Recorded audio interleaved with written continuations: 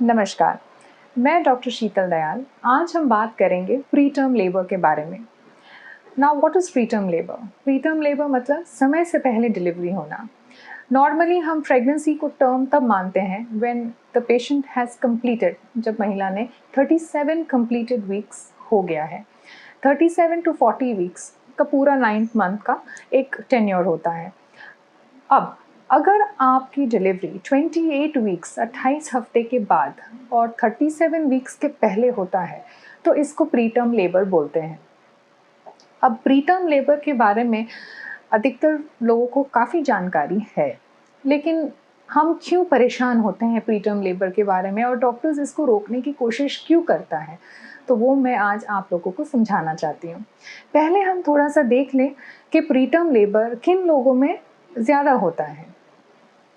अगर आपका पहला अल्ट्रासाउंड हुआ है और आपके डॉक्टर ने ये आपको एक्सप्लेन किया है सोनोग्राफी के दौरान कि बच्चेदानी का मुंह छोटा है, सर्विक्स का लेंथ कम हो रहा है या ओपन है, तो आपको केयरफुल रहना चाहिए, क्योंकि इसका मतलब ये है कि आपका सर्विक्स में बहुत ज़्यादा स्ट्रेंथ नहीं है।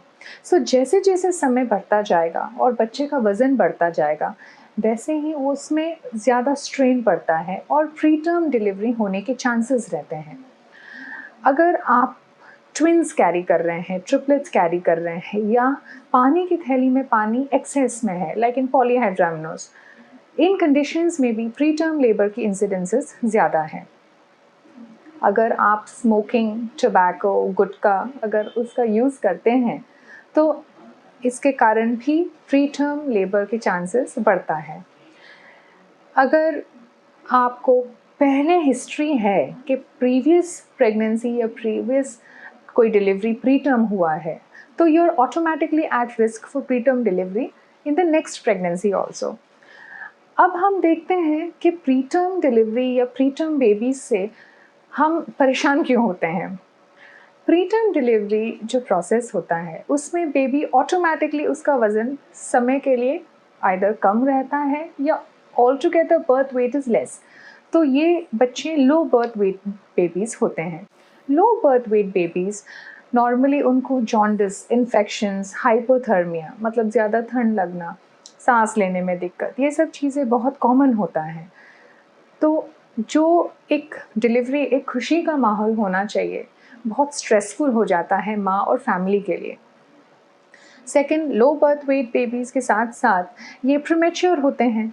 अगर डिलीवरी 34 वीक्स के पहले होता है, बच्चों का लंग्स मतलब फेफड़े डेवलप्ड नहीं होते हैं।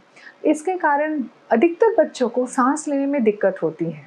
अगर उनको सांस लेने में दिक्कत होती है तो ऐसे बेबीज़ को हमें NICU में एडमिट करना पड़ता है एंड उन लोगों को वेंटिलेटरी सपोर्ट या CPAP या BiPAP मशीन्स की ज़रूरत पड़ सकती है। एक हर कपल अफोर्ड नहीं कर सकता है NICU के चार्जेस। सेकंड, ये फैसिलिटी हर जगह पे अवेलेबल नहीं होता है, तो कभी कभी हमें बच्चे को रेफ़र करना पड़ता है। तो ये सारा सिचुएशन बहुत ही स्ट्रेसफुल हो जाता है एक फैमिली के लिए। इसलिए हम इसको जितना प्रिवेंट कर सकते हैं, ट्रीट कर सकते हैं, अपने को बचना चाहिए प्री टर्म लेबर से। अब अगर 34 वीक्स के बाद बट 37 वीक्स के पहले अगर डिलीवरी होता है, बच्चे के survival chances are very good, क्योंकि NICUs आजकल इतने अच्छे हो गए हैं कि most of the babies will survive and become normal. But 28 से 32 वीक की जो गैप रहती है, ये बेबीज़ बहुत प्रीमेच्योर रहते हैं, उनको बहुत सारे प्रीमेच्योरिटी एसोसिएटेड प्रॉब्लम्स रहती हैं। अब हम देखते हैं कि how can we treat pre term labour. सबसे पहले अगर आप कोई भी रिस्क फैक्टर वाले पेशेंट हो, जैसे ट्विन्स है, ट्रिपलेट्स है, तो कॉमन सेंस क्या बताता है कि हमें ज़्यादा आराम करना चाहिए। बहुत ज़्यादा चला फिरी करने से आइदर पानी की थैली रप्चर हो सकता है या हमें प्रीमेच्योर लेबर पेन्स आ सकते हैं, तो इसलिए resting would be a very good option. Progesterone supplements doctors देते हैं, may be in the form of injectables या in the form of suppositories, तो ये दोनों चीज़ें प्री टर्म लेबर के लिए बहुत यूज़फुल होता है। डॉक्टर्स आपको प्रिस्क्राइब करते हैं ट्रोकोलाइटिक एजेंट्स, टैबलेट्स, जो सुबह और शाम या सुबह दोपहर शाम के डोजेज में आपको लेना चाहिए। अगर आप हाई रिस्क प्रेगनेंसी वाले पेशेंट्स हैं तो जैसे डॉक्टर आपको चेकअप्स के लिए फ्रीक्वेंटली बुलाते हैं, पास पास बुलाते हैं, तो प्लीज़ अपॉइंटमेंट्स पे ही डॉक्टर के पास जाए। अपॉइंटमेंट्स को स्किप या मिस नहीं करना चाहिए, क्योंकि आप इम्पॉर्टेंट अल्ट्रासाउंड्स या डॉपलर्स को मिस कर लोगे। अब इसके अलावा अगर अल्ट्रासाउंड में डॉक्टर बताते हैं कि सर्विक्स ओपन है, और अगर डॉक्टर ने सर्वाइकल एनसर्कलाज एक प्रोसीजर होता है, अगर वो एडवाइस किया है तो वो आपको करवा लेना चाहिए। अब इन सब के अलावा सबसे इम्पॉर्टेंट चीज़ ये है कि आपको थोड़े से सिम्टम्स के बारे में आपको खुद पता होना चाहिए कि प्री टर्म लेबर होने से पहले स्टार्टिंग में क्या सिम्टम्स होता है। अगर हमें परसिस्टेंट डिस्चार्ज होता है, रिकरेंट मल्टीपल वेजाइनल डिस्चार्ज, तो फिर it has to be treated. आपको डॉक्टर के पास जाना चाहिए, चेकअप्स करवा लेना चाहिए, and it has to be treated, क्योंकि it is a risk factor for pre term labour. अगर आपको कंटिन्यूअस बैकएक हो रहा है, लेकिन आपने लाइफस्टाइल चेंजेस, मॉडिफिकेशन सब कुछ करने के बाद भी रुक रुक के कभी कभी दर्द होता है या परसिस्टेंट बैकएक है, तो डॉक्टर के पास ज़रूर आपको जाना चाहिए टू रूल आउट कि ऐसा तो नहीं कि आप प्री टर्म लेबर में जाने वाले हो, क्योंकि ये सब चीज़ें ट्रीटेबल है अगर हम जल्दी पिकअप करेंगे तो। मान लीजिए आप नहीं आइडेंटिफाई कर पाए कि आपको ये प्रॉब्लम्स हो रही है, और आप चेकअप के लिए गए और डॉक्टर ने आपको बता दिया है कि आप प्री टर्म लेबर में आ चुके हो, तो डॉक्टर क्या करेंगे? वो आपको एडवाइस करेंगे टू गेट एडमिटेड। एडमिट होने के बाद वो आपको स्टीरॉइड्स देंगे।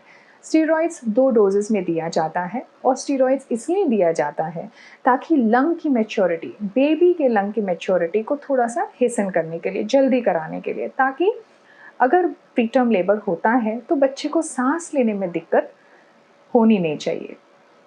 तो जब तक ये इंजेक्शन का आइदर 12 आवर्ली और 24 आवर्ली, जो भी डॉक्टर के डोसेज जो वो अपने हॉस्पिटल में फॉलो करते हैं, वो होने तक आईवी टोकोलाइसिस शुरू करते हैं, जिससे दर्द को रोकने की कोशिश किया जाता है। और जब तक इंजेक्शन चलता है तब तक ये टोकोलाइसिस भी चलता है, and after that the tocolysis is stopped. अब प्री टर्म लेबर के साथ साथ कभी कभी कुछ पेशेंट्स को दर्द नहीं उठता है, लेकिन प्रीमेच्योर रप्चर ऑफ मेम्ब्रेन्स हो जाता है। मतलब दर्द नहीं है, लेकिन सिर्फ पानी की थैली रप्चर हो जाता है। तो हम इनको normally pre term labour patients की तरह ही ट्रीट करते हैं, और इन लोगों में एडिशनल एक एंटीबायोटिक देते हैं ताकि ना बच्चे को ना माँ को इन्फेक्शन हो। I think I have given you quite a bit of information about pre term labour. फिर भी अगर कुछ भी आपको डाउट्स है, आप कांटेक्ट हमें कर सकते हैं, ऑनलाइन कंसल्टेशन भी कर सकते हैं, या हॉस्पिटल में आके मिल भी सकते हैं। ये टॉक का उद्देश्य ये है कि प्री टर्म लेबर को हमें प्रिवेंट करना चाहिए, और कोई भी चीज़ को प्रिवेंट करने के लिए आपको उसके बारे में नॉलेज बहुत ज़्यादा होनी चाहिए, और आशा है कि हमने आज वो नॉलेज आपको दे दिया है। फिर भी if you have any doubts, please don't hesitate to contact us. Thank you.